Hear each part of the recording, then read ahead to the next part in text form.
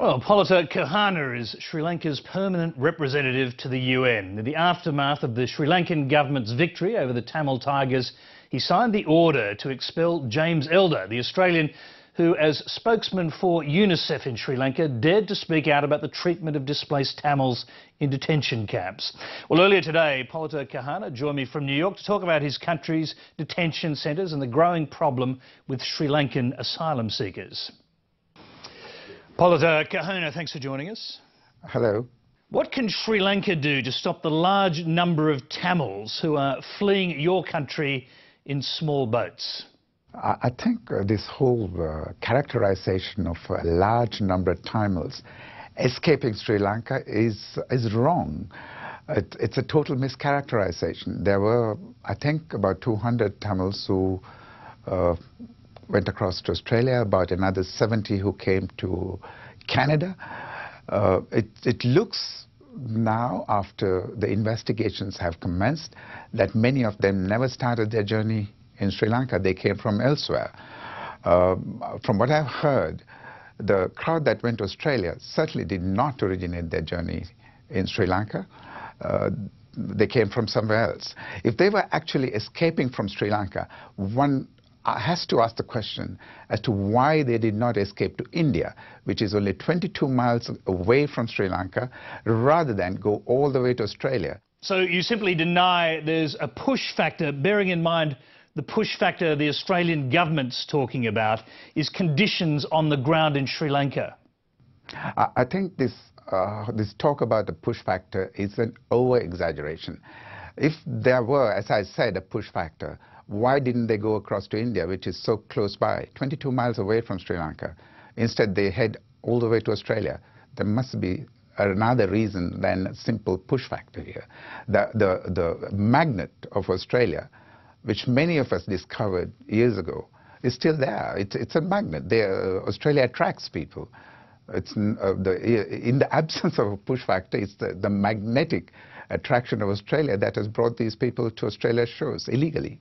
Well, your government's had representations from Prime Minister Rudd, from the Foreign Minister Stephen Smith, and now there's a special Australian envoy who's been sent to Sri Lanka. So what kind of cooperation will all this diplomatic activity bring? Sri Lanka has cooperated very closely with Australia over the last few months, maybe even the last few years, to bring this illicit migration to Australia under control. We have agreed to Australia placing additional staff in the Australian mission in Colombo. Our security services have cooperated very closely with Australian authorities, and in fact we have sought Australian assistance to monitor our own seas so that we could control illegal movements of boats from Sri Lanka to other countries. I must say that the two countries have worked very closely on these issues. One idea that's being talked about is some sort of maritime cooperation. Now, could you imagine a joint Sri Lankan-Australian naval operation to intercept and turn back boats leaving Sri Lanka? I can imagine that happening because, in fact, we successfully countered illegal LTTE movements of weapons and explosives into Sri Lanka by actually confronting LTT vessels out at sea. We could do that again, but we need the cooperation of friendly countries because our naval capabilities are limited. So would you actually welcome Australian naval forces in your waters cooperating with the small Sri Lankan Navy? We have asked Australia to assist us to improve our own defence capabilities, and also so that we could improve our Coast Guard. So if Sri Lanka had a developed Coast Guard facility, I think we could do this job ourselves. We wouldn't need vessels from other countries to do it for us. But we certainly would look forward to working with Australia in order to stop this illicit movement of vessels from Sri Lanka. How closely are you monitoring all these human dramas that are taking place at the moment? We've had a Sri Lankan boat that capsized at sea with loss of life.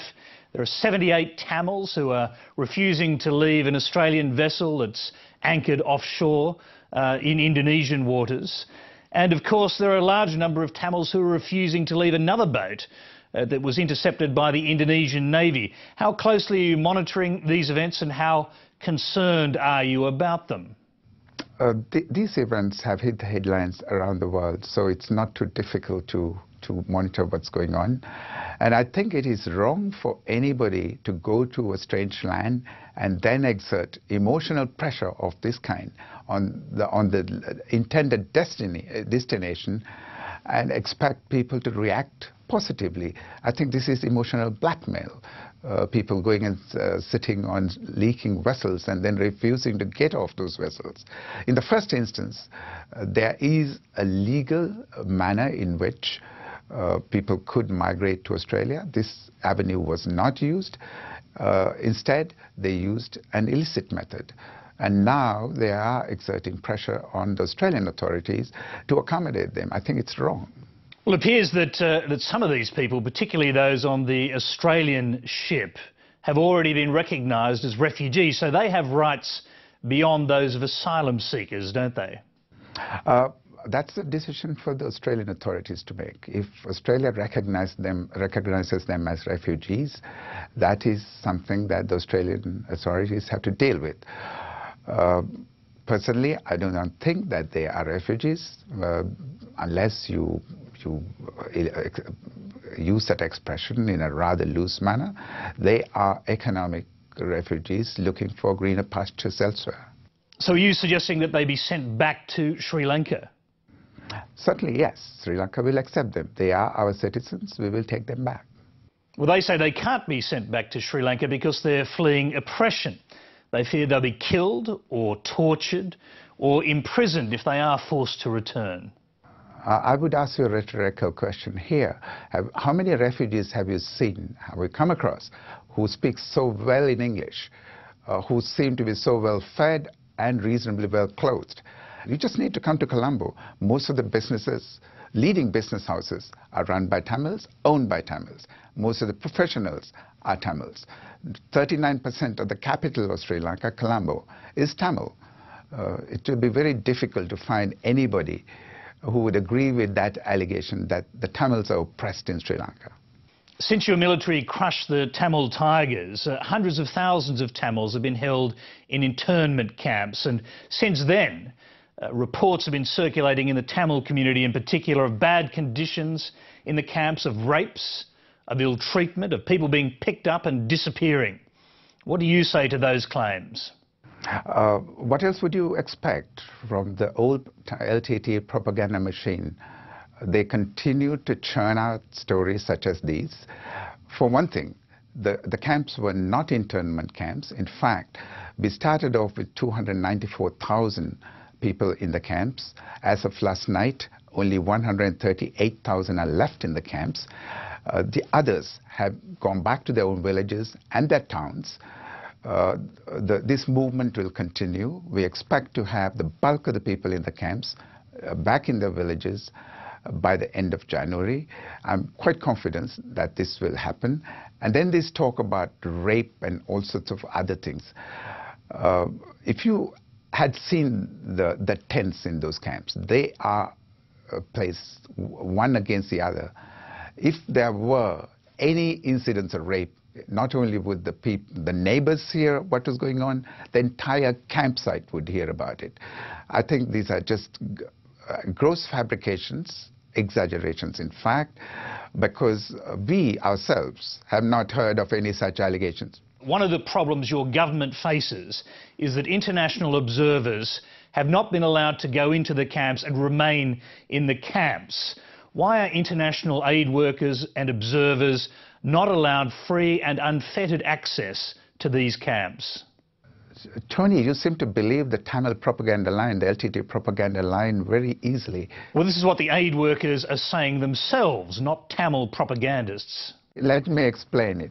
There are 54 non-governmental agencies working in those camps as I speak to you. They have been there for the last 6 months. So it is absolutely untrue to say that international observers have not been in those camps.